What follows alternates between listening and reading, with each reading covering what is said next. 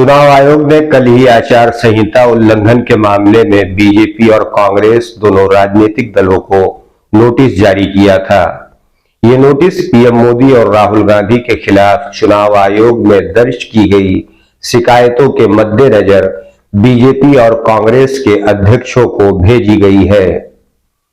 इस बीच एक बार फिर बीजेपी चीफ जेपी नड्डा ने मुसलमानों का मामला उठाते हुए कांग्रेस पर बड़ा हमला बोला है। बीजेपी के राष्ट्रीय अध्यक्ष जेपी नड्डा ने विपक्ष पर हमला बोलते हुए कहा कि कांग्रेस और इंडिया गठबंधन अनुसूचित जाति, अनुसूचित जनजाति और अन्य पिछड़ा वर्ग का हक छीनकर मुसलमानों को देना चाहती है। यह उनका छिपा हुआ एजेंडा नहीं है। कांग्रेस के चुनावी घोषणा पत्र में साफ तुष्टीकरण दिखाई देता है। उनके मुताबिक भाजपा यह नहीं चाहती कि मुसलमानों की उपेक्षा हो, लेकिन मुसलमानों को अन्य समुदायों की कीमत पर अनुसूचित जाति का लाभ नहीं मिलना चाहिए। कांग्रेस का कहना है कि देश की संपत्ति पर पहला हक मुसलमानों का है, जबकि प्रधानमंत्री नरेंद्र मोदी का कहना है कि देश की संपत्ति पर पहला हक गरीबों का होना चाहिए। उनका यह बयान ऐसे वक्त में आया है जब लोकसभा चुनाव के दूसरे चरण के तहत मतदान जारी था। यूपीए सरकार के कार्यकाल का जिक्र करते हुए नड्डा ने आगे कहा कि दिसंबर 2006 में पूर्व प्रधानमंत्री मनमोहन सिंह ने यह बयान दिया था कि देश के संसाधनों पर पहला हक मुसलमानों का है। यह गलती से नहीं बल्कि जानबूझकर दिया गया उनका बयान था।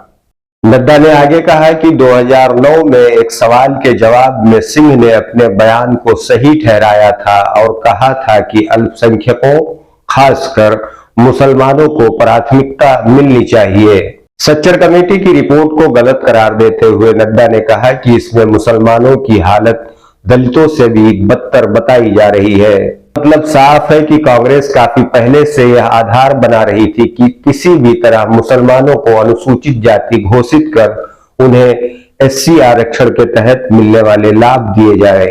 नड्डा यही नहीं रुके, उन्होंने देश के पहले प्रधानमंत्री जवाहरलाल नेहरू पर भी हमला बोलते हुए कहा कि वह हमेशा मुसलमानों के पक्ष में रहते थे। आपको बता दें कि लोकसभा चुनाव की वजह से देश भर में आचार संहिता लागू है।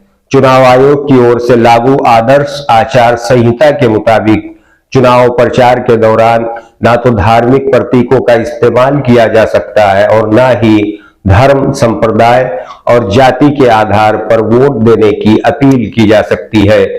नियमों के मुताबिक किसी भी धार्मिक या जातीय समुदाय के खिलाफ नफरत फैलाने वाले भाषण देने या नारे लगाने पर भी रोक है। बावजूद इसके नेता इन नियमों को ताक पर रखकर जमकर बयानबाजी कर रहे हैं। ऐसे में देखना दिलचस्प होगा कि चुनाव आयोग नड्डा के खिलाफ किस तरीके की कार्रवाई करती है।